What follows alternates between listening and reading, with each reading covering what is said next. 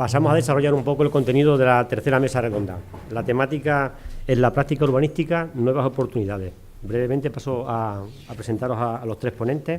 Por un lado tenemos a don Antonio Alonso Clemente, letrado del Consejo Consultivo de Extremadura, a don Ángel María Pardo Prieto, técnico municipal en el Ayuntamiento de Miajada y arquitecto con una amplia experiencia en materia de planeamiento, y a don Juan Antonio Ortiz Urueta, arquitecto de Hughes Consultores, también que entre otras materias tiene una amplia experiencia en temas de planificación y gestión integral de desarrollos urbanísticos.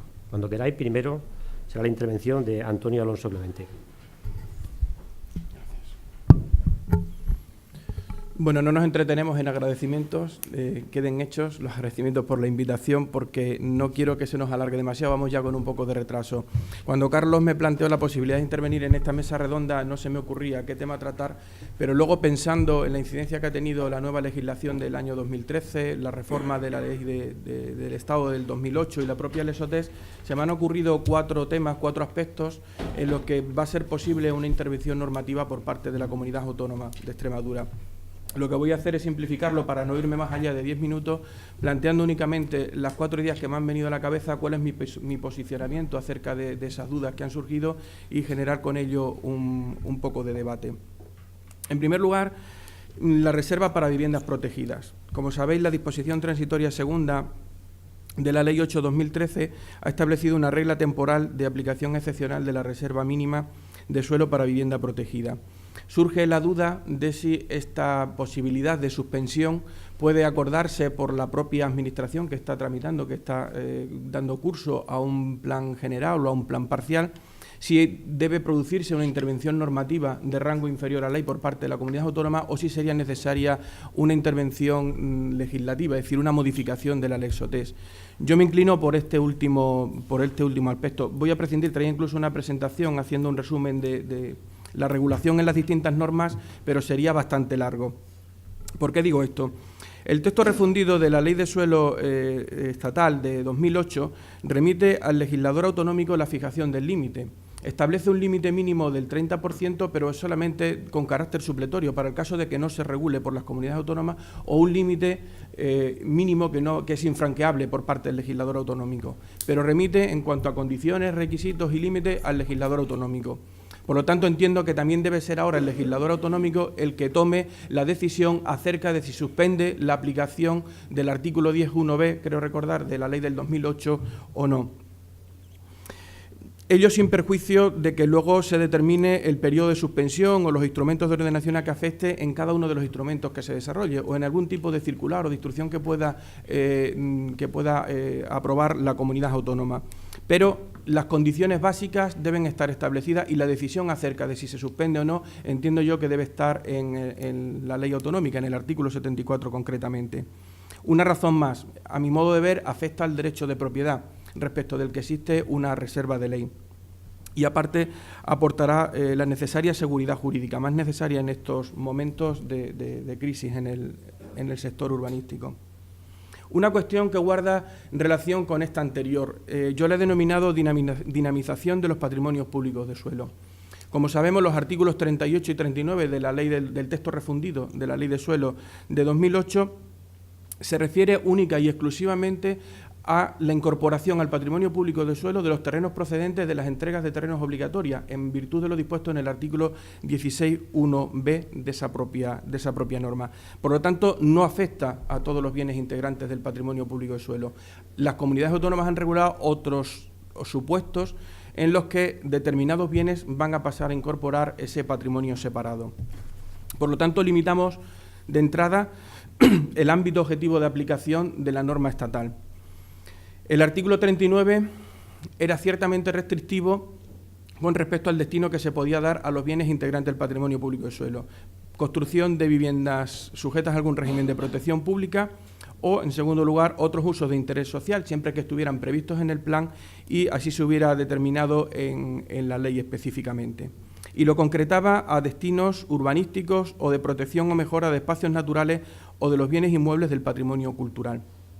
Con la reforma del año 2003 se ha añadido un supuesto más a estos otros fines de interés social de que hablaba el artículo 39 del texto refundido del 2008. Dice que también a aquellas actuaciones de carácter socioeconómico para atender las necesidades que requiera el carácter integrado de operaciones de regeneración urbana. La expresión es un poco confusa, quizás demasiado amplia y por lo mismo abstracta, pero si leemos todo el articulado del 2013, no lo vamos a hacer ahora, y la exposición de motivos, se me antojan o se me ocurren algunas ideas bastante interesantes a este respecto.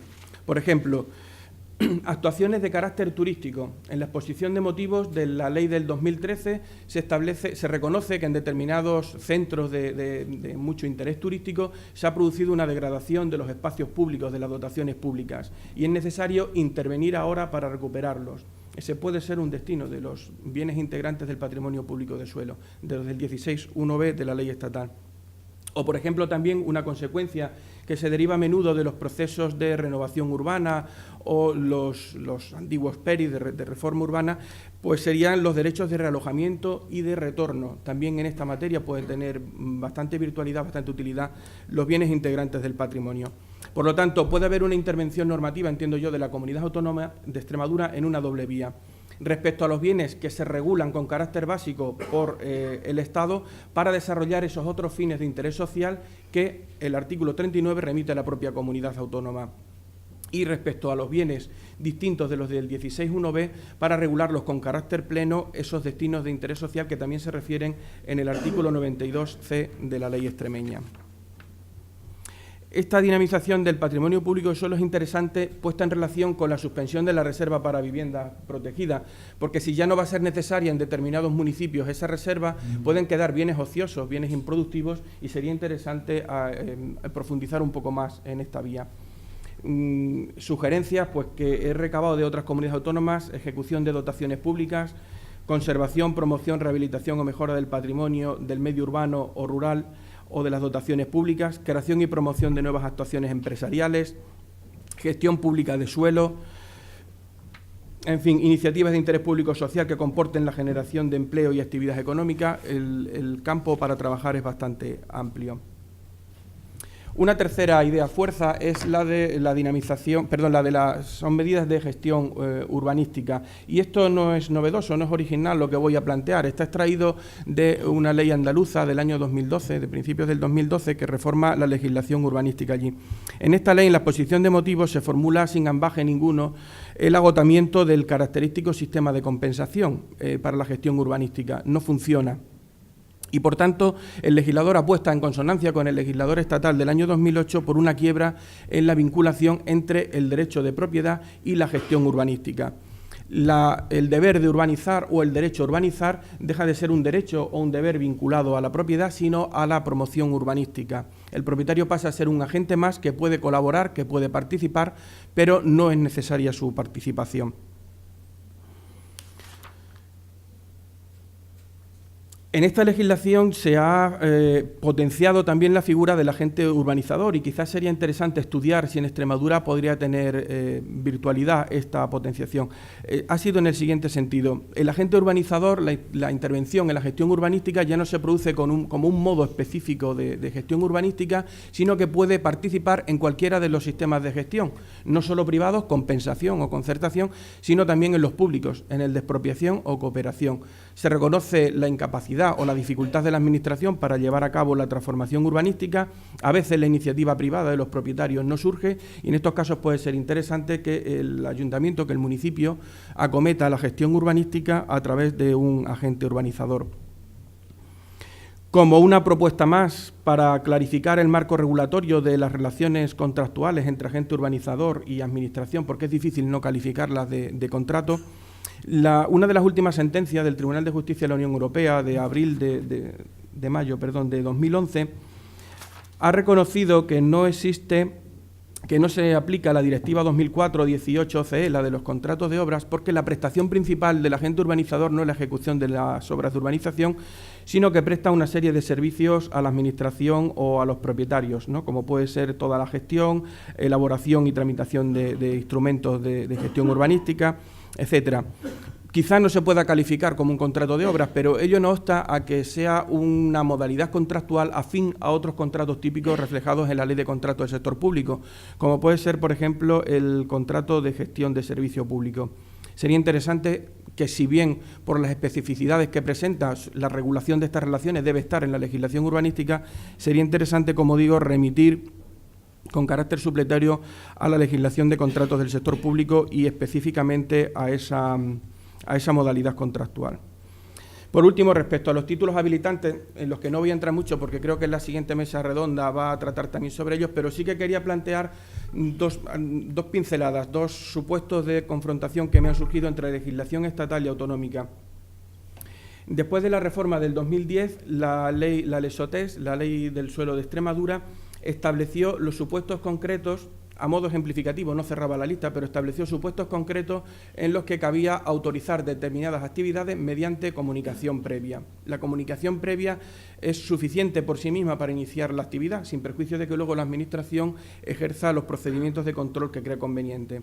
Pues bien, el actual artículo 9.8 del texto refundido del 2008, modificado en 2013, establece supuestos en los que el acto autorizatorio de esa actividad tiene que ser expreso y el silencio negativo. Por lo tanto, ese régimen jurídico es totalmente incompatible con el de comunicación previa. Y hay al menos dos supuestos que yo ya he detectado en los que existe esa discrepancia. La ubicación de casas prefabricadas e instalaciones similares, provisionales o permanentes. Legislación autonómica basta comunicación previa, legislación estatal exige un acto expreso, por lo tanto una autorización, licencia o como se le quiera denominar, y también las parcelaciones y divisiones. Segundo aspecto, el del silencio. El silencio administrativo en el tema de títulos habilitantes para el ejercicio de actuaciones urbanísticas. El régimen general, derivado de la Ley 3092, sería el carácter positivo de ese silencio, el estimatorio. Sin embargo, la legislación urbanística y posteriormente el Tribunal Supremo se han encargado de invertir la regla general. En la actualidad, el artículo 9.8 de la Ley del 2008, el texto refundido de 2008, establece que el silencio será negativo en aquellos supuestos que enuncia, en los que el acto tiene que ser expreso. No los tengo ahora adelante. Sí. Movimientos de tierras, explanaciones, parcelaciones, segregaciones u otros actos de división de fincas, obras de edificación, construcción e implantación de instalaciones de nueva planta, ubicación de casas prefabricadas e instalaciones similares, ya sean provisionales o permanentes, y la tasa de masas arbóreas o de vegetación arbustiva. Resumo un poco. En esos supuestos, dice la legislación estatal que el silencio siempre será negativo, siempre negativo. Por lo tanto, en esos supuestos se invierte la regla general.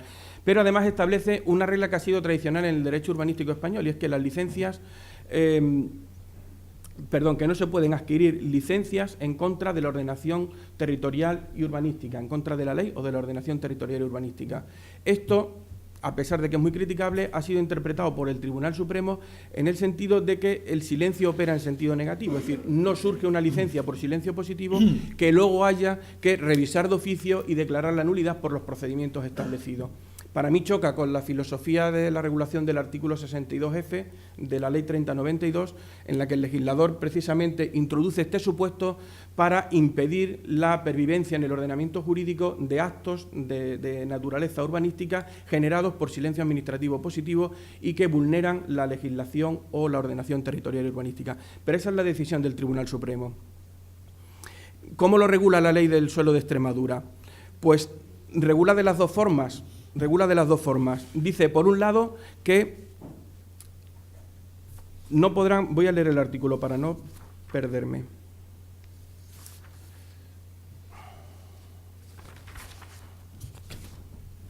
Como he ido saltando los temas que traía, ahora no lo encontraré. Es el artículo 177. 176... 177.4, perdón. Serán nulas de pleno derecho las licencias obtenidas por acto expreso o presunto que contravengan de modo grave y manifiesto la legislación o el planeamiento urbanístico. Esto es coherente con el artículo 62F y el artículo 102 de la Ley 3092. Es decir, se ha producido una licencia contraria al ordenamiento jurídico y tiene que ser revisado de oficio, tiene que ser anulada por la Administración. Eso es lo que parece querer decir el precepto. Sin embargo, a renglón seguido dice: en ningún caso se entenderán adquiridas por silencio administrativo facultades en contra de las leyes, planeamiento urbanístico, proyectos, programas u ordenanzas municipales. Y con esto volvemos al planteamiento general del Tribunal Supremo. En los casos en que lo solicitado por el particular, por el interesado, es contrario al ordenamiento jurídico, se entiende que no le ha sido concedida la licencia, es decir, se entiende que el silencio es desestimatorio. Por lo tanto, hay una contradicción en el propio artículo 177.4 de la LESOTES. Y con esto termino. Perdonad, he ido un poco rápido, quería ajustarme al tiempo. Si queréis, luego en el debate podemos profundizar en alguno de estos temas. Bien. Bueno, buenas tardes. En primer lugar, el debido agradecimiento a la organización por invitarme a participar en este foro en representación de la Administración local. En este caso, de un municipio de los de segunda división, del doctor Campesino, porque pertenezco a Miajadas. Y voy a hablar desde la bueno, muy orgulloso, desde la experiencia personal de pertenecer a un municipio de estas características, ¿no? Yo creía que las mesas redondas iban a generar debate y, por lo tanto, me había traído una serie de ideas sistematizadas. Yo había orientado mi intervención pues en cuanto a las nuevas oportunidades en la práctica del urbanismo, analizando las debilidades que creo que tiene o que presenta actualmente la práctica del urbanismo en Extremadura, de modo que esas nuevas oportunidades surgirán en la medida que seamos capaces de corregir esas debilidades o disfunciones que creo que presenta. Lo he organizado analizando las tres funciones clásicas del urbanismo: el planeamiento, la gestión o ejecución y el control o la disciplina. Entonces, creo que esas disfunciones en la práctica del urbanismo en Extremadura, actualmente en el ámbito del planeamiento, pues en cuanto al contenido, entiendo que los planes deben ser documentos más simples. Pretendía con estas ideas generar un poco de debate, a ver si es posible que pinchando surja. Los planes deben ser documentos más simples, especialmente los planes generales municipales, mínimo contenido necesario y máxima simplicidad. Es lo que dice el artículo 69 de la ley cuando habla de los planes generales. No se puede pretender que los planes generales municipales resuelvan todos los aspectos o todos los problemas que presenta un municipio. Bastante tiene ya con resolverlos de carácter urbanístico, sin ser exhaustivos, el binomio en suelo no urbanizable, el binomio protección del medio ambiente, utilización racional y explotación de los recursos naturales, incluido el recurso paisajístico desde el punto de vista del turismo. En el urbanizable y el urbano no consolidado, un crecimiento ordenado y sostenible de la ciudad, y en todos los demás, pues el control de la edificación y el uso del suelo y la disciplina urbanística. En cuanto a la información previa, el documento de información de los planes, creo que debería ser la Administración la que proporcionase esa información sistematizada. Me explico. Es cierto que la Dirección General de Urbanismo, cuando contrata un planificador, pues le da una serie de una información. El planificador tiene que coger esa información, sistematizarla, elaborar una memoria informativa y una serie de planos que, en la mayoría de los casos, especialmente en municipios pequeños, terminan teniendo más volumen los planos de ordenación y la memoria informativa que la propia parte de planificación. 3, 4 planos de ordenación y 30 o 35 o 40 o 65 de información. Eso es absurdo. Es una pérdida de tiempo para el planificador, cuando realmente el objetivo de la información es el diagnóstico del núcleo urbano. Y, por tanto, sería cuanto más interesante que, visto el importante capital humano que tiene la Dirección General de Urbanismo, esa información al redactor, cuando se le encargase un plan, se le diese sistematizada para que, analizando esa información, llegase al diagnóstico de cuáles son los problemas del municipio. Se pierde muchísimo tiempo elaborando esa documentación y, además, es una documentación que a veces tiene unas exigencias, y ahora entro con los informes sectoriales, que son demenciales, y los redactores de planes que hay aquí lo saben. En cuanto a la tramitación de la redacción del planeamiento, en la redacción del planeamiento pediría flexibilidad en la supervisión de los planes. Hay que planificar atendiendo a la realidad de los municipios, adecuación a las características de los municipios, dice también el artículo 69, además de máxima simplicidad. Yo he planteado ya en otros foros esta misma idea de que, teniendo en cuenta ese capital humano que tiene la Dirección General de Urbanismo, ¿por qué no la Dirección General de Urbanismo hacía como hace otras direcciones como por ejemplo infraestructuras, carreteras y demás, que pone un técnico asignado a un determinado plan como director del plan. De manera que el técnico que vaya después a informar el planeamiento comparta las vicisitudes de la planificación con el redactor, de manera que lo acompaña a las reuniones en el ayuntamiento con el equipo de gobierno, incluso con los vecinos, para que palpe realmente la realidad del municipio y el plan que salga, estoy hablando fundamentalmente de planeamiento general, pues salga encauzado y no encuentre después a un técnico atrincherado intentando aplicar la ley al pie de la letra, ¿no? Sino que se entienda cuál es la realidad del municipio y así se tramite. Entiendo que ese capital humano que tiene la Dirección General de Urbanismo es una oportunidad dentro de la gestión urbanística. Informes sectoriales. Los informes sectoriales deben tener un límite en cuanto a sus exigencias y el tiempo en el que se emiten. Aplicando lo que dice la ley. Hay un plazo para emitir los informes sectoriales, pues cumplido ese plazo, la Comisión de Urbanismo, la Dirección General de Urbanismo debe poner coto y decir, bueno, pues si usted no ha informado, tiempo ha tenido y entendemos que su informe es favorable. Tengo claro que eso trae consecuencias, especialmente en temas sensibles como tema de confederación hidrográfica, carreteras, pero hay que poner un límite y no se puede estar toda la vida pendiente de un informe sectorial y además ya cada vez con exigencia de mayores informes. Yo me he encontrado en algún caso en el que en un plan general se exige que la normativa urbanística contenga la previsión en el suelo urbanizable protegido, de la posible aparición de un recurso minero. Esto ya es lo último, es decir, no hay ni siquiera una petición de prospección y, sin embargo, se exige que el plan recoja ya en sus normas urbanísticas, en las determinaciones del suelo urbanizable protegido, la eventual aparición de un recurso minero y vamos a prever qué tenemos que hacer cuando aparezca el recurso minero. Bueno, pues vamos a dejarlo y si aparece ya lo veremos en su momento. Criterios de ordenación urbanística y ordenanzas municipales tipo ya. Eso sería algo básico para simplificar bastante la redacción del planeamiento. Extremadura es una región relativamente pequeña con pequeños municipios, 97% de municipios pequeños se decía antes aquí por el director general. Municipios que se pueden ordenar casi calle a calle, con 4 reglas bien hechas y sistematizadas y unos buenos criterios de ordenación urbanística y unas ordenanzas municipales de policía de la edificación y de la urbanización tipo aprobadas por la Junta de Extremadura, que están además como instrumentos previstos en la ley, pues se resolverían buena parte de los problemas. Tenía al principio de la exposición un comentario respecto a la cultura del urbanismo en Extremadura y la poca... es una debilidad básica, ¿no?, que tenemos en Extremadura con carácter general. No existe cultura de urbanismo, no hay formación ni debate y pocos profesionales preparados.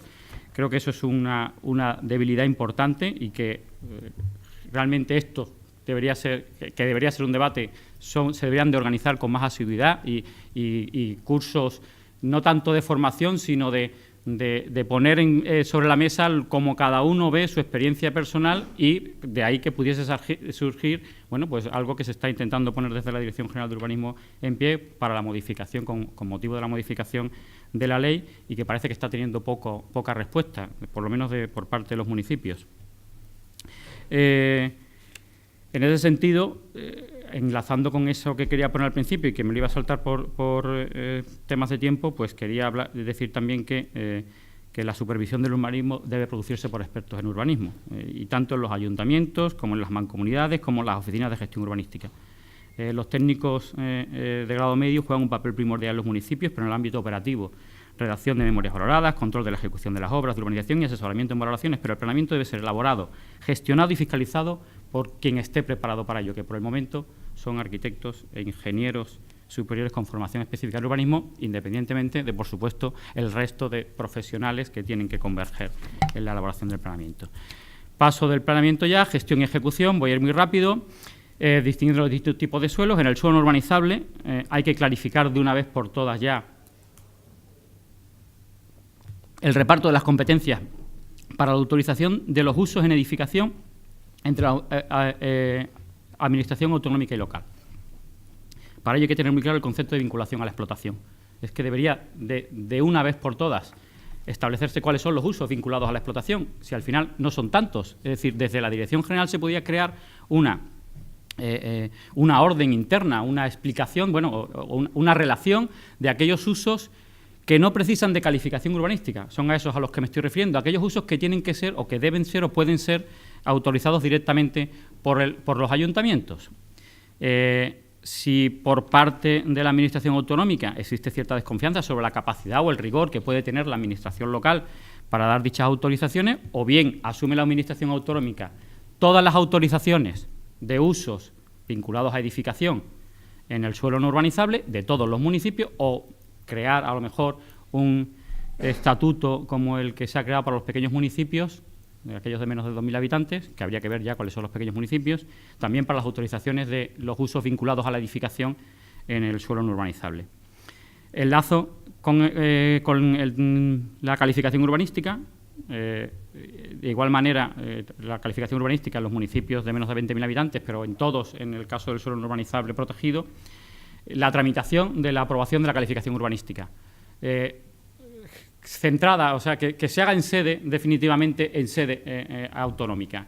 Este follón que hay de comunicaciones por parte de la Administración a la Administración autonómica al promotor, pero también a la Administración local, para que la Administración local a su vez comunique al promotor o le requiera cierta documentación que el promotor manda a la Administración autonómica, pero también manda al Ayuntamiento, que a su vez vuelve a mandarlo. En fin, al final nos perdemos, se pierde muchísimo tiempo. Los informes sectoriales nadie sabe quién los tiene que pedir, cuándo se tienen que emitir, ni quién los tiene que emitir. Estoy diciendo un poco, buscando polémica, a ver si... Pero bueno, creo que es parte de la realidad. Creo que la Administración autonómica debería definitivamente asumir en su sede pues esa tramitación, y cuando esté concedida la calificación urbanística se le manda a la Administración local el proyecto sellado que ha obtenido la calificación urbanística. Ese documento que al final está compuesto por un proyecto inicial que se presentó en el Ayuntamiento, que el Ayuntamiento mandó a la Junta, y 25 o 15 documentos más que ha ido aportando el promotor, que unas veces han ido al Ayuntamiento, otros a la Administración autonómica. Y, bueno, pues un proyecto, igual que se hace con los planes, se diligencia de aprobación definitiva ese proyecto, y ese es el proyecto al que se manda a la Administración local para que dé licencia. En suelo urbanizable y urbano no consolidado es necesario el reglamento de ejecución o gestión, previo estudio riguroso de la experiencia hasta la fecha de la aplicación de la ley del suelo extremeña. Llevamos muchos años de práctica. Ahora es un momento bueno en el sentido de que no hay tensión inmobiliaria y se puede realmente plantearse uno seriamente el tema del reglamento de gestión, que me alegra haber oído al director general que se va a empezar a redactar o a aprobar. Es algo que he oído tantas veces que ojalá sea así de una vez, pero que es cierto que hace falta. Siguiendo con la gestión en el suelo urbanizable y el suelo urbano no consolidado, muy rápidamente, el programa de ejecución, junto con la figura del agente urbanizador y el sistema de concertación, es una herramienta muy potente que genera la ley, pero que en Extremadura, salvo en los municipios muy grandes, pues tiene poco futuro. Sobre todo porque también hay un problema ya no solo de dinámica, sino de que no encuentra las manos adecuadas para su correcta utilización. Y en este sentido, la cualificación o la acreditación de la cualificación técnica del aspirante agente urbanizador en la consulta previa debería que ser un requisito riguroso, porque al final muchas veces la viabilidad de la actuación urbanizadora se ve abocada al fracaso porque a la impericia de la Administración, porque no tiene técnicos suficientemente preparados, pues se une la de los propios aspirantes a agente urbanizador, que cuando llegan a las partes complejas del sistema, pues se quedan atascados. Al final esto no es ordenar en un plan parcial, sino que después hay que gestionarlo. Y cuando llega el proyecto de urbanización, el cálculo de las cuotas de urbanización, el porcentaje de pago en permuta, empiezan a hacer aguas y aquello se queda empantanado y los propietarios peleándose entre ellos y todos contra la Administración. Entonces, en este sentido, el suelo vacante, el urbano no consolidado de los pequeños municipios, hay que simplificar la gestión. Y en este sentido es un paso en el buen camino, pues la modificación introducida por la Ley 9/2010 con la disposición adicional esa tercera con el régimen de los pequeños municipios. Hay que simplificar y aplicar el sistema que ya sí es sistema, antes no lo era, de obras públicas ordinarias. Hay que generalizarlo, hay que explotar esa figura y hay que explotar el plan simplificado de los pequeños municipios. Por último, en cuanto a gestión, la nueva ley, esta famosa de las 3R, pues cambia el paradigma, enfocando la actividad hacia la rehabilitación del interior de los núcleos urbanos, pues considera que la producción de ciudad ya ha alcanzado las cuotas ha alcanzado cotas en las que la oferta supera ampliamente a la demanda. Es indudable la gran oportunidad para orientar la actividad económica basada en el ladrillo y rehabilitar nuestro parque edificado, pero yo particularmente tengo muy serias dudas de que operaciones más allá de la rehabilitación del edificio por parte de la comunidad, estas operaciones de reformas interiores que se pretenden o que se orientan en la ley, que se crea una especie de agente rehabilitador, si no somos capaces, en la mayoría de los casos, de sacar adelante la gestión de un suelo vacante que no tiene nada más que propietarios y poco más, alguna edificación encima por la que hay que indemnizar, difícilmente, cuando empiece a actuar sobre una ciudad construida con habitantes dentro, vamos a ser capaces de poner en práctica los sistemas necesarios para que aquello funcione con la equidistribución que la ley prevé, ¿no? Y, por último, en cuanto al control y la disciplina, bueno, pues en el suelo urbano consolidado, pues es preciso hacer un ejercicio de refundición de toda la normativa desreguladora surgida en los últimos tiempos al amparo de la crisis económica, tanto la nacional como la autonómica, para aclarar de una vez el régimen de autorizaciones correspondientes a cada tipo de obra o actividad y corregir las numerosas contradicciones existentes, como por ejemplo pues en la persistencia en el artículo 172 de la LSOTE de la exigencia de licencia para actividades sometidas a comunicación ambiental, cuando ya ha salido regulación estatal, incluso regulación autonómica, que bueno, la comunicación ambiental es un trámite sectorial, por tanto, si no están sometidas a licencia, siguen estando prohibidas las autorizaciones. Sí, perdona, Juan Antonio, me acabo. Y bueno, y disciplina urbanística, no digo nada porque es la gran asignatura pendiente en la práctica del urbanismo extremeño. Y disculpad la carrera si... Bueno, buenas tardes. Ante todo, agradecer rápidamente a la Dirección General mi presencia en este foro con, además, compañeros tan destacados. Presumo que mi presencia aquí tiene que ver con el ejercicio de la práctica del urbanismo, desde el ejercicio libre de la profesión, asesorando a propietarios, agrupaciones de interés urbanístico desde un punto de vista integral y en una perspectiva también pluridisciplinar. La verdad es que he de reconocer que cuando recibí el título de nuestra mesa redonda, pues en un primer momento no me sonó bien. A ver, la práctica urbanística, ¿qué práctica? Sí, ahora qué práctica y urbanística, ¿no? Y nuevas oportunidades, a ver si suena como a decálogo de nuevas fórmulas para el pelotazo urbanístico. Pero la realidad es que, meditando un poco más, yo creo que el título es optimista, ¿no? El título quiere hacernos ver que hay otro camino y que ese camino yo creo que requiere de una profesionalización, como decía Ángel, y de una perspectiva cada vez más pluridisciplinar del ámbito del urbanismo y dirigirnos en otra dirección completamente distinta, ¿no? Entonces, desde ese punto de vista optimista, digo, vamos a llenar la sala porque va a venir todo el mundo a ver por dónde hay que tirar, ¿no? Casi acierto.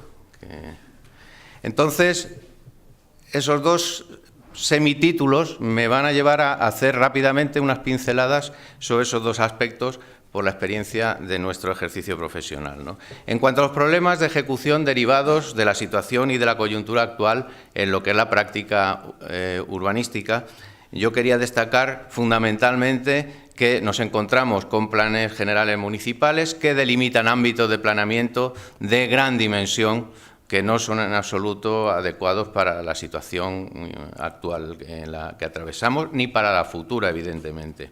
Entonces, eso genera, sobre todo en el suelo urbanizable, con sectores para un número de viviendas que normalmente superan las 1000, en ciudades de primera división, como decía el profesor Campesino, pues tres problemas fundamentales. Primero, que se necesita desarrollar un programa de ejecución, que es el que al final delimita las posibles unidades de ejecución, el que divide en unidades de ejecución y de alguna manera puede llegar a establecer unas fases de urbanización. Eso actualmente es inviable, porque incluso se dan sectores en los que hay usos de vivienda que son imposibles, pero sin embargo hay usos terciarios que pueden ser de interés en el momento actual, o otro tipo de usos que en este momento pues no alcanzo a adivinar, pero que sería muy conveniente el poder plantear otra fórmula para desarrollar sin tener que pasar por el desarrollo completo de ámbitos de gran dimensión, porque a su vez eso arrastra un problema muy grave de las garantías. Si hay que garantizar todo un ámbito de planeamiento de una dimensión enorme, eso implica el 3% más el 4% más de las garantías definitivas. Eso es imposible de conseguir en el mercado actual, un crédito, o sea, un aval en cualquier entidad financiera. La única viabilidad que se está encontrando es a través de las hipotecas unipersonales, y eso, cuando la estructura de la propiedad es compleja, también arrastra una problemática dificultosa. Y si hay que, por una estructura compleja de la propiedad, hay que concentrar las garantías en algunas fincas de solo parte de los propietarios, eso genera también a su vez garantías internas dentro de la agrupación de interés urbanístico entre unos propietarios y otros. O sea, por un lado el problema de las garantías, por otro el problema de los plazos. El problema de los plazos, que como sabéis la Lesotex permite plantear otros plazos en condiciones de excepcionalidad o solicitar prórrogas, pero siempre con un informe previo de la Quotex. A mi juicio, esos plazos deberían poder plantearse desde el primer momento del programa de ejecución y sin tener que pasar por la Quotex, porque de alguna manera, ahora que la Lesotex está en revisión, yo creo que esos dos aspectos, las garantías y los plazos, serían fundamentales para que lo hecho, lo ordenado hasta ahora, pudiera ver algún día la luz y pudiéramos hacer un urbanismo factible, que es lo que en el fondo tenemos, en el plazo que sea, tenemos que conseguir. Por tanto, la Lesotex yo entiendo que hay que analizar en este proceso de revisión, en la aplicación práctica de la legislación que tenemos, lo que sería una posibilidad de establecer garantías para cada una de las unidades de ejecución y no para el ámbito completo, en el momento en que se pudiera o se acometiera su desarrollo, y los plazos sin necesidad del informe favorable de la Quotex, o al menos con una aprobación inicial por parte del Ayuntamiento que fuera corroborada posteriormente, porque si no alargamos todavía más el proceso. Y en cuanto a nuevas oportunidades, evidentemente los grandes desarrollos de nueva planta, eso se ha acabado no solo en el momento actual, sino entiendo que por muchas décadas.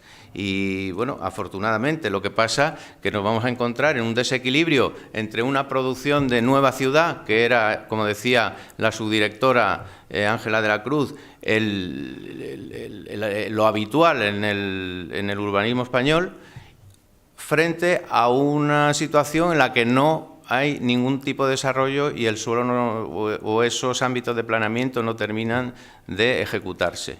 Con lo cual, pues encontraremos probablemente muchos restos arqueológicos de urbanismo de la época de la burbuja, ¿no? Se acabó la producción de nueva ciudad y yo entiendo que esas nuevas oportunidades todas pasan, por lo menos desde Hughes así lo entendemos, por la ley de las 3 Rs. La ley de las 3 Rs, rehabilitación, regeneración y renovación urbana, que ya se ha mencionado por todos los ponentes anteriormente.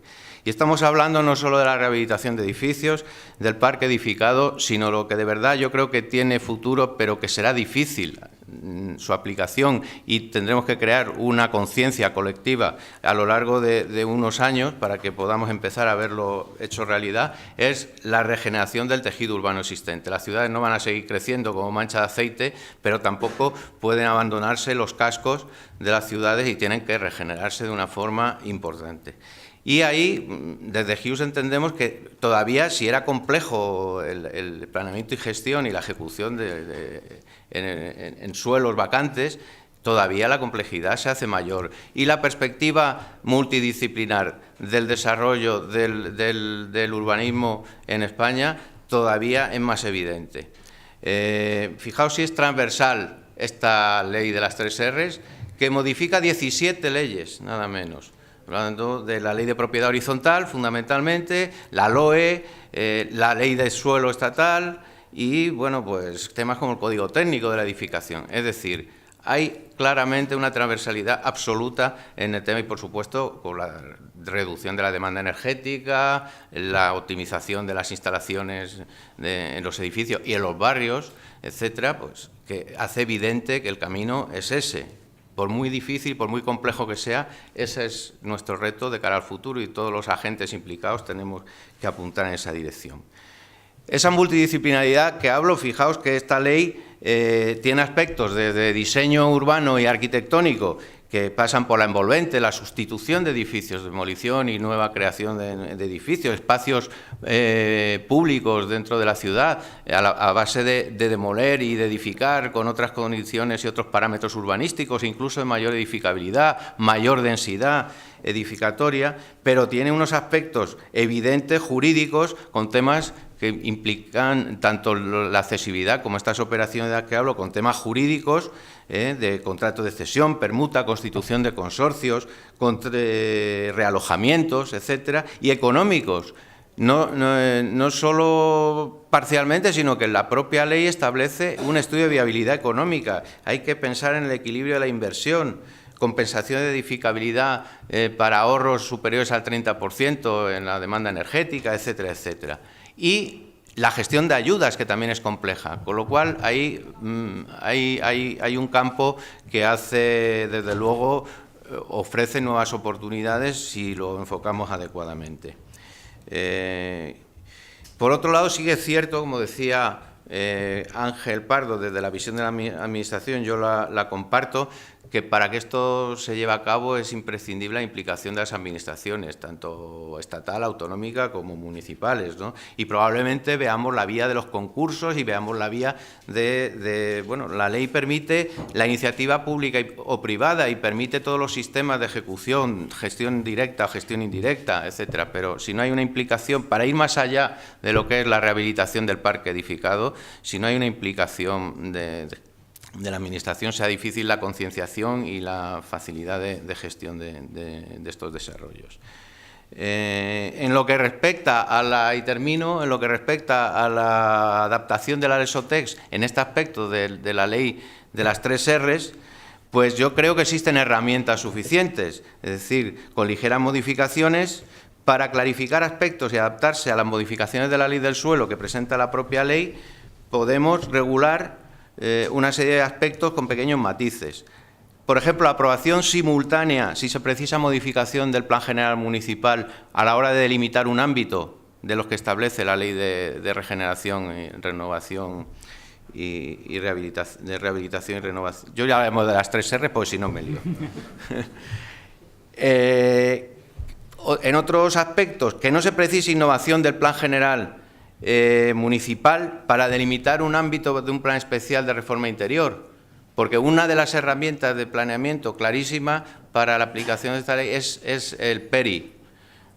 Y, sin embargo, el PERI se cuelga de las determinaciones del Plan General Municipal, que es el que establece la delimitación de ámbitos y la aplicación de esa figura de planeamiento. Entonces, en esa línea yo creo que había que trabajar sobre esa posibilidad. Aprovecho que están los responsables encabezados por el director general para mencionarlo. En cuanto a la renovación urbana, en esas operaciones no veo ningún problema, porque fundamentalmente concretar el trazado y funcionamiento de infraestructuras, pues a través de los planes especiales de ordenación, que no resumo por las iniciales porque suena fatal, pues es viable, y eso está regulado en el 76 del reglamento de planeamiento, y yo creo que no precisa ninguna otra modificación. En cuanto a la rehabilitación edificatoria, pues en el 76 sí que hay un aspecto que yo creo que es interesante tocar, o por al menos meditar sobre él, que dice que se pueden vincular áreas o parcelas o solares a la construcción o rehabilitación de viviendas, pero esto lo limita a la vivienda de algún régimen de protección pública. En los cascos históricos consolidados es difícil encontrar esta situación y, por tanto, habría que ver la posibilidad de eliminar esa limitación. Sabéis que esta ley de las 3 R, ya lo ha mencionado mi compañero de mesa, Antonio Alonso, se habla también un poco porque el Pisuerga pasa por Valladolid, pero se hace una suspensión de la reserva de vivienda protegida, que ha tocado suficientemente Antonio. Y bueno, por último, yo creo que hay que recoger en la Lesotex y en el reglamento pues todas esas modificaciones de la ley del suelo estatal de la 2/2008 que establece la ley de las 3 R's para adecuar también la Lesotex en aquellos aspectos, aquellos matices que va a verse afectada, ¿no? Concretamente, pues por mencionar alguna importante, las actuaciones de transformación urbanística y actuaciones edificatorias, porque están muy relacionadas con estos aspectos de rehabilitación, ¿no? Y bueno, eso es todo. Yo espero haber puesto también sobre la mesa algunos aspectos que puedan servir para el debate o por lo menos para la meditación y el análisis futuro. Muchas gracias. Parece que no. El debate no ha habido no porque no queráis participar, sino porque vamos atropellados todas las mesas, ¿no? ¿Dejamos el debate para el final o...? Ahí está. Vamos.